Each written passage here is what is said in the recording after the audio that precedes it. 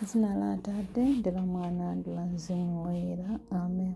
Mulungu wanga bwerani mudzandithandize. Ulemu ukhale kwa Atate ndi kwa Mwana ndi kwa Mzimu Woyera, monga panali poyamba, tsopano ndi masiku onse ndi pa nthawi zosatha. Amen. Tsiku lapita, koma chikondi chosalekeza nthawi zonse chili nafe pano. Mithunzi yagwa, koma chiyembekezo chopambana chithunzitsa mantha onse. Atate achikondi, amene simusiya aliyense, tengani mitima yathu yopangidwa ndi chikondi chomwe, mutiyang'anire pamene tikugona, tioneni pamene tikudzuka. Khalani pafupi nafe nthawi zonse. Mdima ukuyamba, koma kuwala kosatha kutiwunikira usiku wonse. Inu muli nafe nthawi zonse, mumatipatsa mphamvu zatsopano zakuona. Limodzi mchikondi choona chanu chionekera, limodzi mchiyembekezo cha madalitso akumwamba, tithe kuona m'manja mwa chikondi. Kuwala kosatha kwa chikondi. Maso adzatsekeka, koma inu osagona mumatiyang'anira pambali pathu. Imfa itha kubwera, mchisamaliro cha chikondi tikukhala. Mulungu wa chikondi, zoyipa zonse zagonjetsedwa, machimo akhululukidwa, mantha athetsedwa.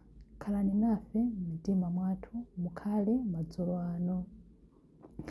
Chilimbi 1. Simungathe kutumikira Mulungu ndi chuma pamodzi. Imvani izi, inu anthu a mitundu yonse. Tcherani khutu, inu nonse okhala pa dziko lapansi, anthu otsika ndi okwera omwe, olemera ndi osauka omwe. Zosinkhasinkha za mtima wanga zidzakhala zakuya, ndipo ndidzalankhula za nzeru. Ndidzakupempherani mwambi, ndidzamasulira tanthauzo lake poyimba pangwe. Ndichitirenji mantha pa nthawi ya mavuto, pamene anthu ondizunza akundizinga. Anthu otero amangokhulupirira chuma chawo, amanyada chifukwa ali ndi chuma chambiri. Zoonadi, palibe munthu amene angaziwombole kapena kupatsa Mulungu mtengo wa moyo wake, popeza kuti chowombolera moyo wa munthu ndi cha mtengo wapatali, ndipo sangathe kuchikwanitsa kuti azikhalabe ndi moyo mpaka muyaya osapita kumanda. Zoonadi, aliyense atha kuona kuti ngakhale anthu anzeru amafa. Chimodzimodzi anthu opusa ndi opulukira ayenera kufa, ndikusiyira ena chuma chawo. Manda awo ndiye kwawo mpaka muyaya, ndi malo odzakhalako pa mibado yonse. Ngakhale adakali moyo, ankatcha mayiko mayina awo.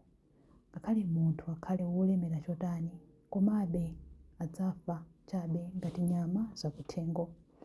Ulemu ukhale kwa Atate ndi kwa Mwana ndi kwa Mzimu Woyera, monga panali poyamba, tsopano ndi masiku onse ndi pa nthawi zosatha. Amen. Simungathe kutumikira Mulungu ndi chuma pamodzi. Chilimbi 2. Muzisungire chuma chanu kumwamba, atero Ambuye. Zimenezi ndizo zimene zimawagwera anthu amene ali ndi chikhulupiriro chopusa. Ndiwo mathero ake awonse amene amatsata maganizo otere. Ayenera kupita ku dziko la akufa ngati nkhosa, ndipo imfa idzakhala m'busa wawo. Anthu olungama adzawapambana. Adzasika kulunjika kumanda, matupi awo adzawola kwawo kudzakhala kumanda. Koma Mulungu adzawombola moyo wanga ku ulamuliro wa manda. Sindidzaopa popeza Iye adzandilandira. Usavutike munthu wina akamalemera, pamene chuma cha m'nyumba mwake chikukulirakulira, chifukwa pamene munthuyo amwalira sadzatengapo kanthu. Chuma chake sichidzapita naye limodzi. Ngakhale pamene munthuyo ali moyo amadziyesa wodala, ndipo ngakhale atamandidwe, pamene zinthu zikumuyendera bwino, adzafabe kukumana ndi makolo ake onse kumanda, kumene sadzaona kuwala mpaka muyaya. Ngakhale munthu akhale wolemera chotani, komabe akasowa nzeru, adzafa chabe ngati nyama zakuthengo.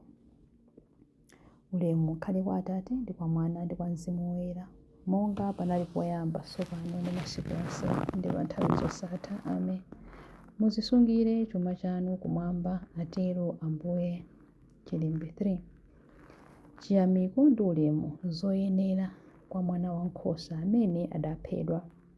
Inu Ambuye athu ndi Mulungu wathu, ndinu woyenera kulandira ulemerero, ulemu ndi mphamvu, popeza ndinu mudalenga zinthu zonse, mudafuna kuti zonsezo zikhalepo ndipo zidalengedwa.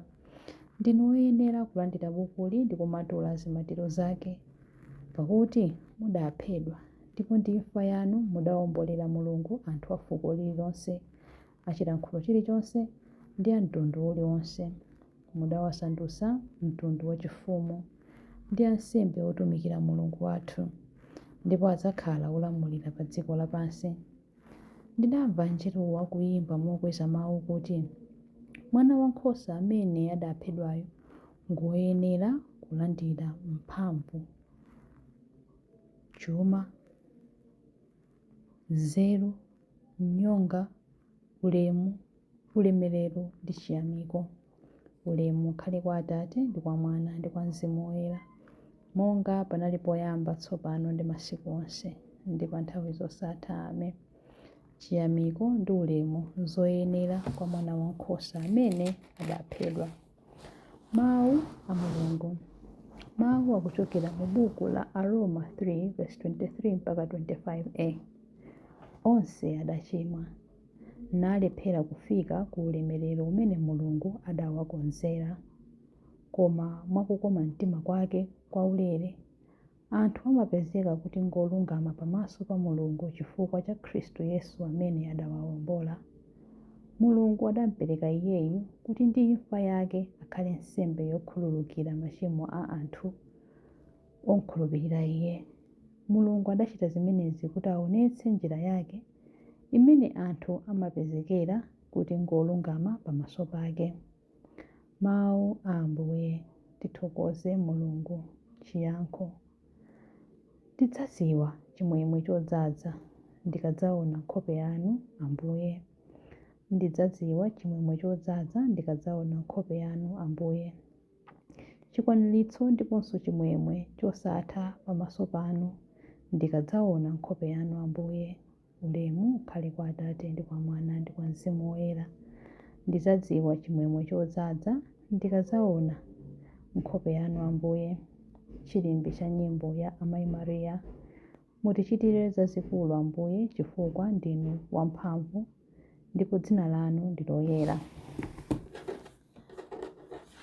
Mtima wanga ukutamanda Ambuye, ndipo mzimu wanga ukukondwera mwa Mulungu mpulumutsi wanga, popeza kuti wayang'ana kutsika kwa mtumiki wake.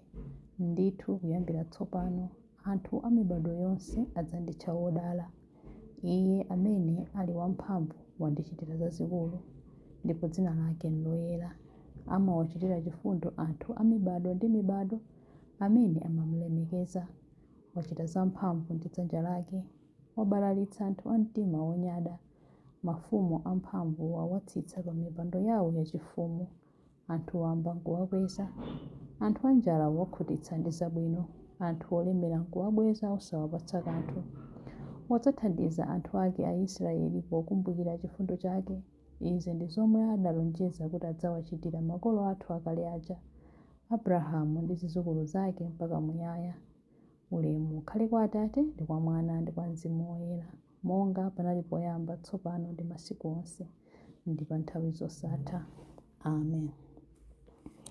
Mutichitire zazikulu, Ambuye, chifukwa ndinu wamphamvu ndipo dzina lanu ndi loyera. Mapemphero. Titayamika Khristu, m'busa ndi mtetezi wa mizimu yathu, amene amakonda ndi kuteteza anthu ake, tiyeni tiyike chikhulupiriro chathu pa Iye ponena, Ambuye, tetezani anthu anu. M'busa wa nthawi zonse, tetezani episkopi wathu ndi abusa ena onse mpingo wanu. Ambuye, tetezani anthu anu. Khalani ndi onse amene akuzunzidwa chifukwa cha chikhulupiriro. Fulumirani kudzawapulumutsa ku mavuto onse. Ambuye, tetezani anthu anu. Ambuye muwachitire chifundo amene ali osauka, perekani chakudya kwa amene akuvutika ndi njala. Ambuye tetezani anthu anu. Awunikireni onse opanga malamulo kuti azipanga malamulo mwaluntha ndi mwachilungamo. Ambuye tetezani anthu anu. Perekezani chithandizo kwa abale ndi alongo athu omwalira amene mudawombola ndi magazi anu. Asandutseni kukhala oyenera kulowa mu chaka cha ukwati wanu. Ambuye tetezani anthu anu. Ambuye tetezani anthu anu pamene tikupemphera kuti: Atate athu muli kumwamba, dzina lanu liyeretsedwe, ufumu wanu udze, kufuna kwanu kuchitidwe monga kumwamba choncho pansi pano. Mutipatse ife lero chakudya chathu cha lero. Mutikhululukire ife zochimwa zathu monga ifenso takhululukira adani athu. Musatisiye ife m'chinyengo, koma mutipulumutse ife kwa zoyipa. Amen. Tipemphere. Atate achifundo, mmawa ndiponso madzulo zonse ndi zanu. Tikukupemphani kuti dzuwa la chilungamo liwalire mitima yathu nthawi zonse, kuti potero mutikokere ife tonse kwa inu. Tikupempha izi kudzera mwa Ambuye athu Yesu Khristu, mwana wanu, amene ali ndi moyo ndi ufumu limodzi nanu ndi Mzimu Woyera, Mulungu tsopano ndi pa nthawi zosatha. Amen. Ambuye atidalitse, atiteteze ife ku zoyipa zonse ndi kutifikitsa ku moyo wosatha. Amen. Dzina la Atate ndi la Mwana ndi la Mzimu Woyera. Amen.